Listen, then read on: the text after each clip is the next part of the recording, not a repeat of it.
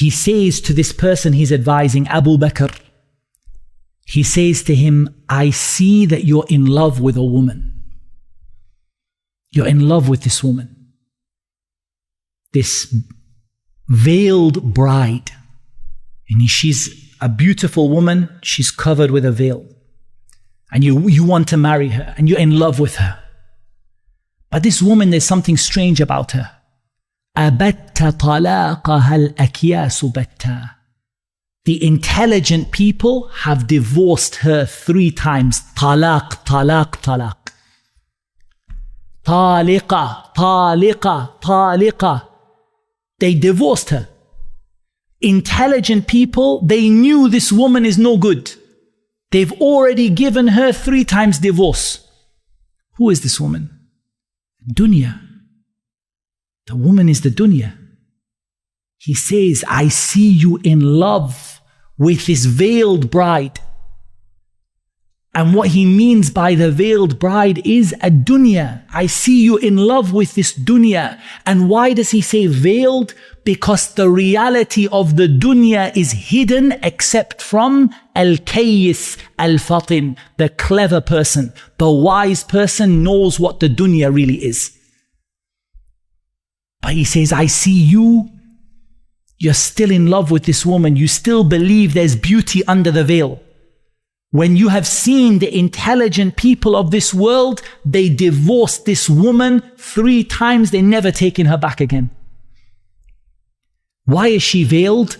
Because she is dhatu ghadrin as well as dhatu khidrin. Khidr is a sitr, the veil.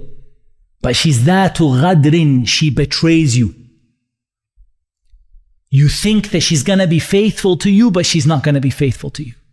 She's going to betray you, the biggest betrayal.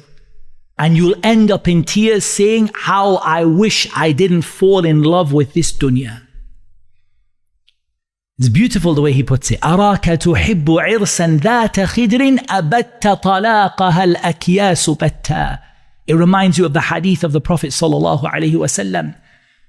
Al-kayyis man dana nafsahu wa amila lima ba'da al-maut.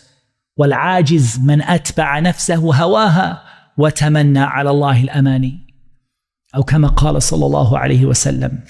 The intelligent person is the one who takes himself to account. Dana nafsahu, yani hasaba nafsahu. He takes himself to account and he worries about the actions that will benefit him after death. But as for the one who is ajiz, helpless, he allows himself to follow his desires. And then what does he do? وَتَمَنَّ عَلَى اللَّهِ الْأَمَانِي. He says, Allah Kareem, Allah will forgive me. Never mind, something will be good for me. It'll work out in the end. I'll make tawbah later. He has nothing but wishful thinking. Even though he's following his desires, he's let his soul go. As opposed to the one about whom Allah Azza wa Jal said, وَأَمَّا مَنْ خَافَ مَقَامَ رَبِّهِ وَنَهَى النَّفْسَ عَنِ الْهَوَى فَإِنَّ الْجَنَّةَ هِيَ الْمَأْوَى.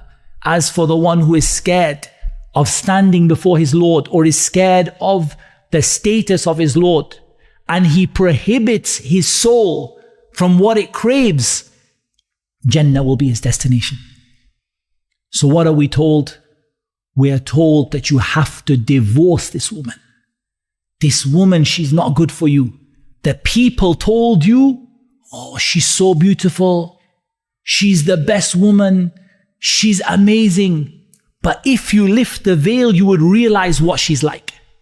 This dunya will betray you, and this dunya will leave you in a state of regret. And that's how the poet describes it.